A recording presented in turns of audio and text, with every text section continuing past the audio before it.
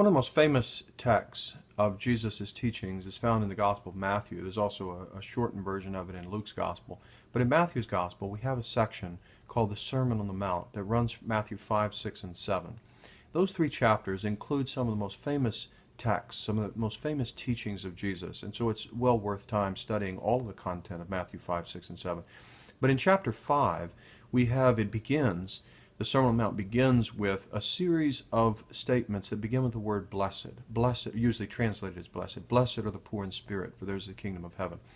Blessed are they who mourn, for they shall be comforted, and so on. So that series of blesseds are called the Beatitudes. The word beatitude comes from a Latin word, beatus, which means happy or blessed. Blessedness has to do with contentment, integration, that one is fulfilled, they're in a state of integrity or fulfillment, wholeness, completion. So the word blessed or beatitude has to do with a person being truly content, being truly happy, being truly fulfilled. So what Jesus is doing to begin this famous Sermon on the Mount is he is presenting I would suggest he's presenting a series of things that give different windows of insight into true happiness. What constitutes true happiness for us as human beings? And the very first one, I think it's crucial to understand something about this first one, because it sets the stage for all of the others. I think the Beatitudes should be understood in relationship to each other. They're not just isolated statements that have no relationship to each other. They're building a picture of true blessedness and true happiness.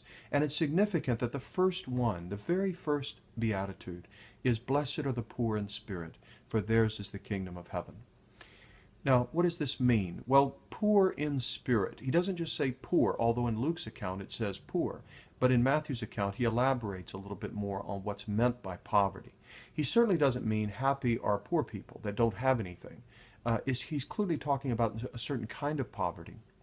There's a deep background in the Old Testament with this, the so-called Anuim, these people who are deeply aware of their need of God and their openness to God. They realize their spiritual inadequacy, their incompleteness, and they have a deep sense of dependence and trust in God. All poverty does not necessarily lead in that direction. One person might be poor and be very bitter about it, or try to steal other people's things, or be hateful toward others. The poverty we're talking about here is a poverty, a sense of one's inadequacy, a sense of one's lack or incompleteness, that I need something that I don't have. Sort of like the experience of hunger. When we realize that we're missing something, we need food, we need energy, we start to feel weak, and we look for some source outside of ourselves to replenish our energy. So it is here. The poor in spirit are people who realize that they are in need of divine help. They need God's help. They need God's forgiveness. They need God's grace. And that, according to Jesus, is where true happiness begins. True happiness does not begin with self-righteousness or thinking that I am complete in myself. If anything, Jesus in the Gospels teaches most harshly against self-righteousness. People who think they don't need anything, they don't need any help, they don't need God's help, they don't need forgiveness, they are complete in themselves, they need nothing at all. This is a very skewed perspective on reality, of course. We are all in desperate need of so many things. If I don't get energy intake, if I don't get liquids in me, if I don't have an immune system that protects me from the world outside of me, which of course my immune system could be attacked very quickly by, right now everyone in our country seems to be talking about the Ebola virus. And there's a certain fear that spreads among people because of this, and other such things, that come down the pike, and people all of a sudden are filled with some fear, anxiety about things that we can't control. The reality is, as human beings, there is very little that we can control. I am very much dependent on the gifts of life that come to me. I'm dependent on those who care for me. I'm dependent on the economy around us that's made up of so many factors that I can't control. I'm dependent on the goodwill of other people when I drive down the road, that someone's not going to try to kill me, or somebody's not going to try to run into me, or whatever. There's all kinds of things every day that I depend on that come from others. I am not self-complete. I'm not, a rock or an island unto myself that doesn't interact with the world around me. I need help from others. And ultimately, I need help from God.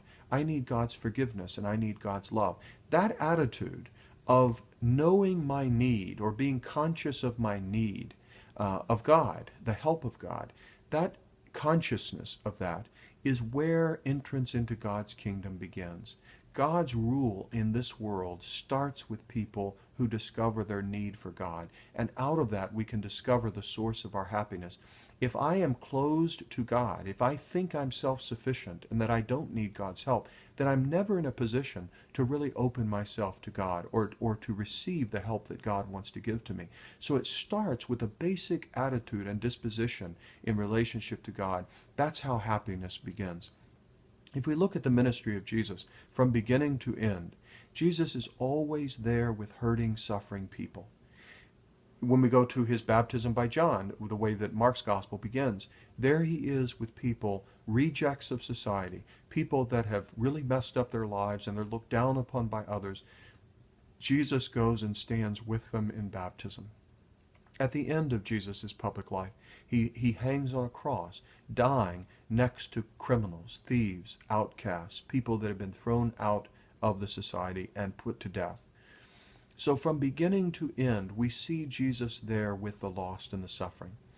In the Gospel of Luke, there's several beautiful parables that are told of Jesus, stories that Jesus tells. The word parable just has to do with various images that Jesus uses that compare, a spiritual truth with some experience that we've had, that we can relate it to or liken it to.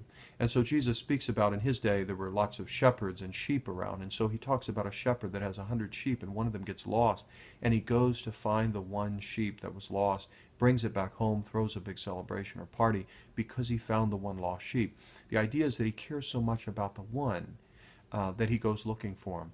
The beauty of the Christian religion, I would suggest to you, at least in my experience, the centerpiece of its beauty is that experience of brokenness within ourselves as human beings, our realization of our spiritual inadequacy, and our turning to God to find help and love and strength. And from generation to generation, Christians find this help and this strength in turning to Jesus, the one who comes to be with us in our suffering and in our hurt, and brings us into a restored relationship with God.